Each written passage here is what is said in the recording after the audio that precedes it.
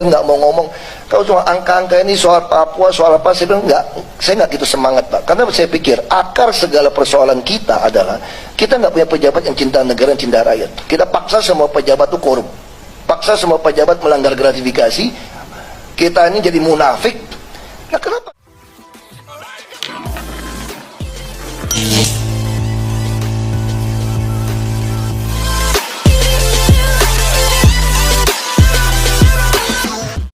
Halo, assalamualaikum warahmatullahi wabarakatuh.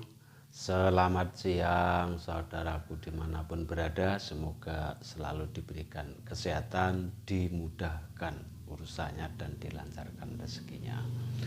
Dan selamat menjalankan ibadah puasa bagi yang menjalankan.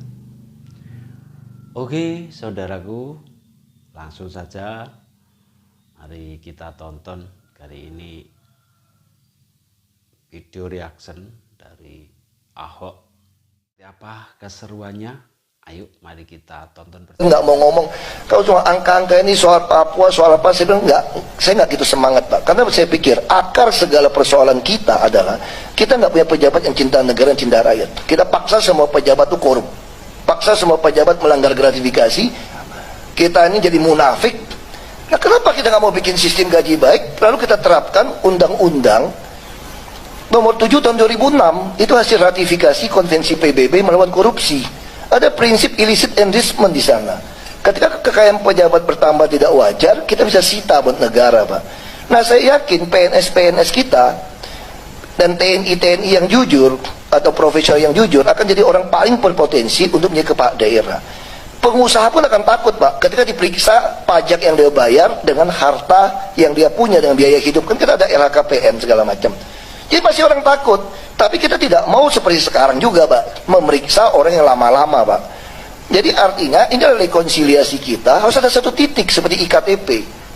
Jadi jangan terus menerus ributin ini, ributin apa, harus ada sesuatu. Yang sudah kenyang sudahlah rezeki dia, tapi kita mulai babak baru. Kalau negara ini Pak, Bapak cuma kotak-katik mengatakan korupsi, setengah dari kepala daerah itu karena habis uang banyak. Saya bilang tidak, Bapak, saya berani taruhan apapun Pak. Nanti dipilih DPRD pun lebih gila lagi mainnya Pak. Sekarang masih ada sedikit cari muka. Nanti kalau DPRD kita betul-betul nggak peduli siapapun, dan ini akan terus naik. Soal wakil nggak ada, saya kira kita bisa diskusikan. Tapi kalau Bapak mengasumsikan bahwa persoalan korupsi sekarang karena dia habisin uang banyak, nggak betul Pak. Yang bukan duit dia Pak, malah ada calon-calon kepala daerah yang cari untung Pak. Itu pengusaha yang gila SDA Pak. Saya kenapa bisa tahu? Begitu pasca reformasi sampai peristiwa Mei, kami kan anak Trisakti Pak, kita spot dana Pak. Lalu tahun 99 pemilu pertama kita spot PD Perjuangan Pak, kita tahu persis. Lalu sampai 2003 saya ikut partai baru Dr. Sarir, saya ikut verifikasi bagaimana oknum KPUD memeras partai baru.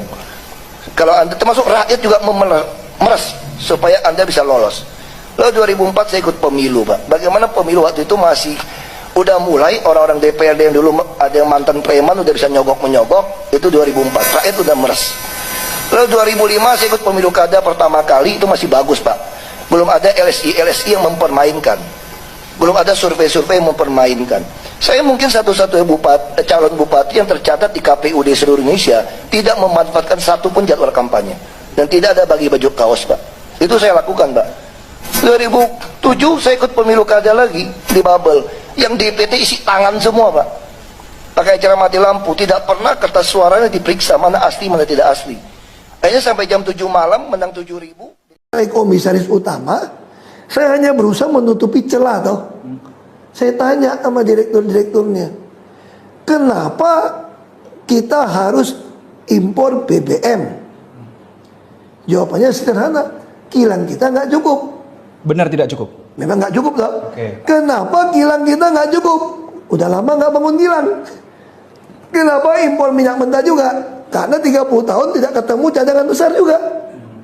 Oke, kalau gitu berarti ini satu hari butuh berapa? Kita mungkin defisit 800.000 barrel. Oke, kalau gitu kenapa tendernya tiap 3 bulan? Soalnya kalau tender panjang nanti ada pemain yang iri dong, cuma dikuasai satu orang gitu loh. Ya kalau gitu gampang caranya, saya bilang taruh di e-katalog LKPP. Seperti saya lakukan di Jakarta dulu. Di halaman LKPP, Lembaga Kebijakan Pengadaan Barang Jasa Pemerintah, ada halaman khusus DKI punya pengadaan barang. Nah, saya ngomong sama LKPP, Pak Hendi, setuju, sambut dengan baik. Karena langsung volume transaksi di LKPP akan naik puluhan ratusan triliun. Capai target dong. Kalau gitu kasih satu halaman khusus Pertamina. Oke. Tapi orang Pertamina ngeyel ini kerjainnya. Nah, dari mana patokan harganya? Sederhana saya bilang. Kita tiap bulan, Menteri SDM itu menerbitkan harga minyak mentah Indonesia. Indonesia Crude Price. Untuk menghitung bagian pemerintah yang dibeli dari KSO atau Pertamina lah. Ya sudah, tinggal umumkan ke seluruh dunia. Siapa yang punya minyak mentah, harganya tidak melebihi harga ICP, taruh di negeri Indonesia, maka Pertamina jamin langsung beli. Ya. Oh ya, Bang Ketum ya. Aduh, sorry. Slow respon. Oke. Sebentar, Bang Andi dulu deh. Bang Andi dulu deh, baru ke Bang Jack. Bang Andi, begini Bang Andi. Assalamualaikum Bang Andi. Waalaikumsalam warahmatullahi wabarakatuh. Oke, Bang Andi, kita kan sudah sama-sama dengar semua nih ya kan, apa yang terjadi di Pertamina saat ini. Nah, ini kan kasusnya sudah terbongkar nih. Mampukah Prabowo mengungkap ini sampai tuntas, Bang Andi? Silakan Bang Andi. Oke, terima kasih. Tapi sebelumnya saya menjawab pertanyaan hostnya Mbak Ye, saya mengucapkan dulu ya, selamat menjalankan ibadah puasa buat teman-temanku. Sama-sama Bang puasa yang beragama Islam. Iya, terima Dan selamat kasih. buka puasa ya. Iya, sudah, iya. Oke, tetap Terima kasih, semangat. Bang. Bang Jebar baru datang bulan, jadi nggak puasa. Ya, tetap semangat, tetap semangat. Walau menjalankan fitrahnya, walaupun di dalam puasa, tetap kita berjuang untuk memberikan edukasi dan fakta-fakta kebenaran demi menyelamatkan negara. Iya.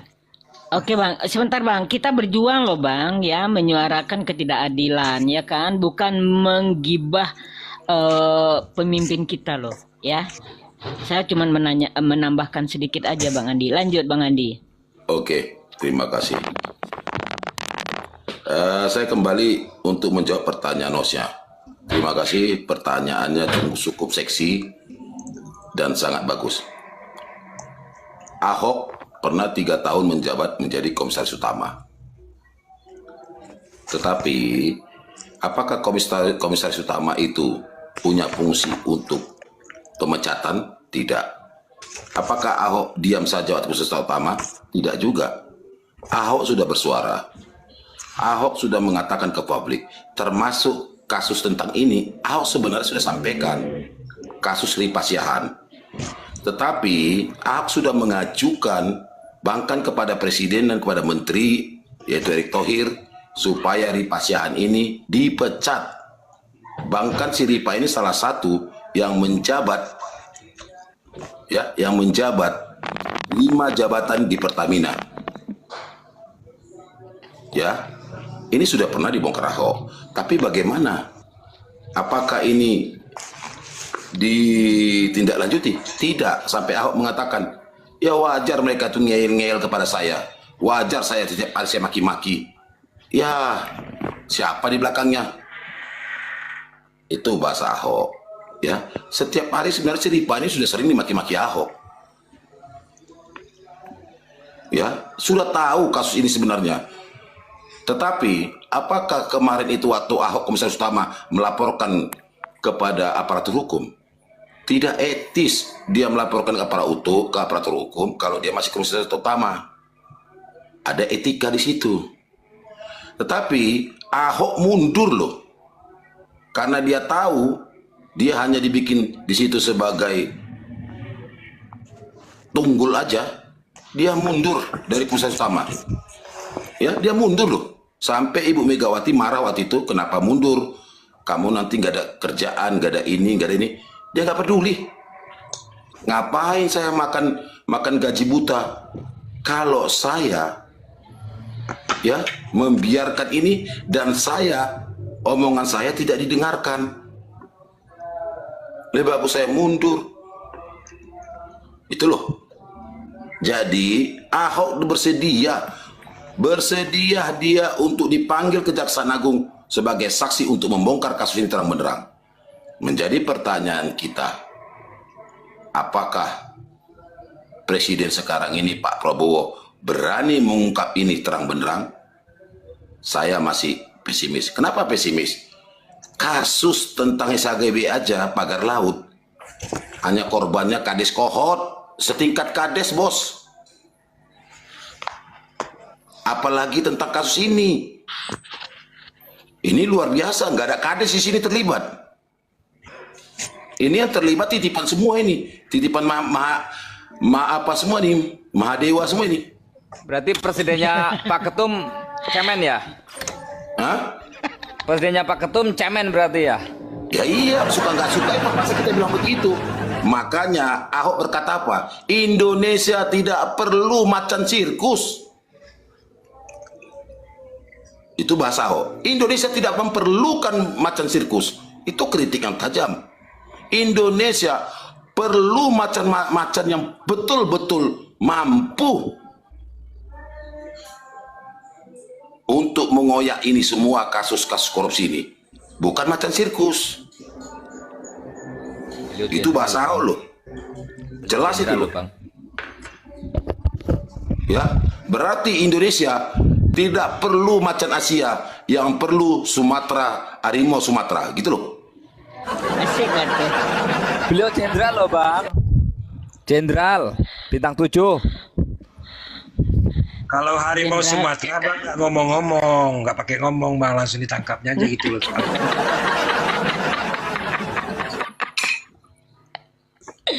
Langsung bertindak, ya kan Bang, setuju.